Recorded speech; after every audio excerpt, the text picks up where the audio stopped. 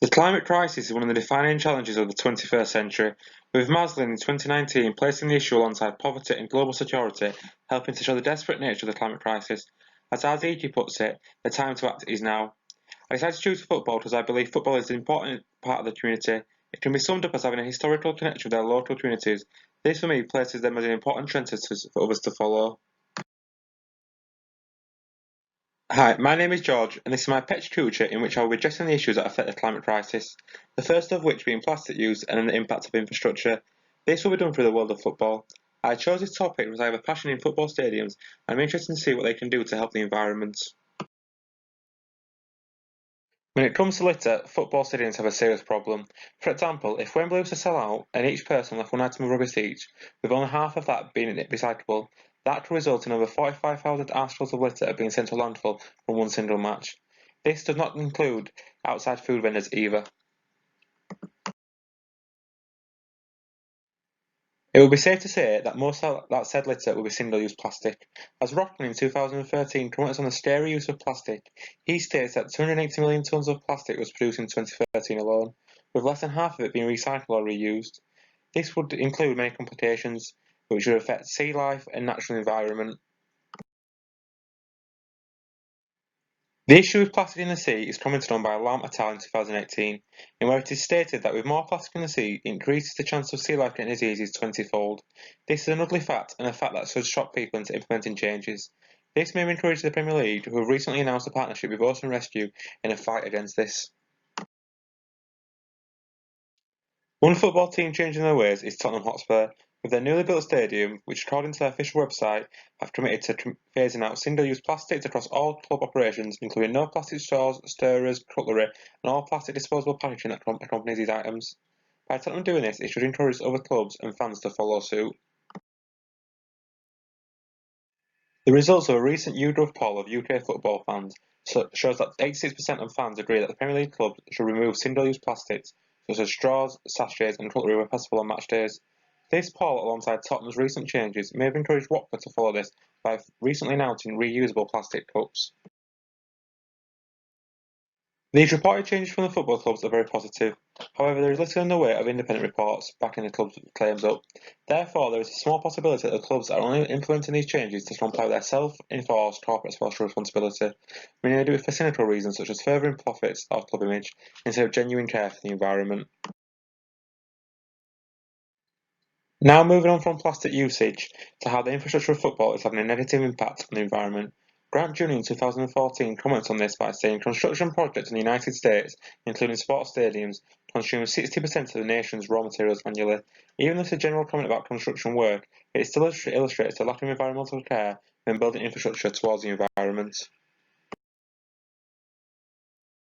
One idea to help combat this comes from Martin and Timothy in 2018, in which they forward the idea of buildings becoming carbon neutral to help towards mitigating climate change. That is a possibility for new builds, however, change the existing infrastructure to that is practically impossible. Defined by LaRoche in 2017, carbon neutral building is an energy efficient building where, on a source energy basis, the actual annual delivered energy is less than or equal to on site renewable exported energy.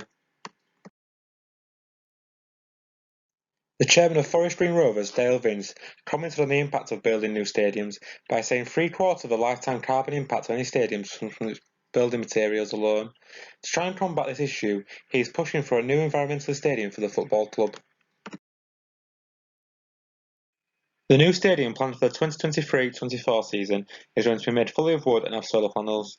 Additionally, like the current stadium, it will be completely vegan, making a massive change to traditional football food of pies and burgers. Lauren Duff et al. In 2018 comments on vegan diets by saying plant-based diets are more sustainable as they use few natural resources and less tax on the environment.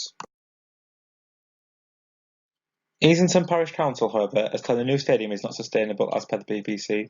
This perhaps questions the full sustainability of the stadium, but I would say Dale Vince is aware of the environmental issues and is committed to making changes, like he has shown by implementing the vegan-only menu in their current stadium. I do believe he has the environmental top of his priorities while building the new stadium. Forest Green Rovers' troubles with the council shows the issues that can be faced by building new infrastructure, as commented on by Thompson in 2019, who talked about the issue of the American college who had planned a new stadium until local residents complained that the site would damage local wildlife in their planning there was no mention of how they would address environmental issues. This helps to show how communities are becoming more climate aware and want things to change. One club has performed environmentally really well recently, including a special mention in the Climate Coalition for Good Practice, is Man City. According to Climate Action in 2018, their recently built training ground has a sustainable water source, zero of their waste is being sent to landfill, as well as building accommodation for local wildlife. Adapting existing infrastructure to become more environmentally friendly may be a cheaper option for football clubs. Mani Italia in 2018 talked about the Daisy Arena, home to Udinese Serie A football team. The stadium was recently refurbished with the aim of reducing its operational emission. This may be a more viable option to clubs who don't have the money like Tottenham or Man City to produce new infrastructure. On a bigger stage, the preparation for the World Cup in Qatar has had some reported positive environmental impact, with it being claimed that all stadiums will be carbon zero. This is according to the Peninsula. However, this needs to be argued as it comes from the Qatar newspaper, and they're potentially pushing fake news about the infrastructure and environmental status to distract from other issues. The report from the Peninsula may be a tactic to distract people from the negativity surrounding the Qatar World Cup. For example, a suggestion that Qatar would pay off key members of FIFA to win the bid, according to Nadine in 2012, as well as the human rights violations while building a new stadium, according to Hart in 2018. These two articles help to show the questionable nature of Qatar-based reports. Through this Pet's Future, I think we have seen simple but effective ways that stadiums can become more environmentally friendly to help the battle against climate crisis. This is shown through Tottenham's commitment to reducing plastic use and Forest Green Rovers' vegan-owned stadium. Hopefully these changes will change people's perspective on the crisis and make their own personal changes. Thanks for listening to my Pet's Future on the climate crisis. It's been interesting to look at changes being made by some football clubs relating to the crisis, and it would be good to see my own football club, Leeds United, implement these ideas.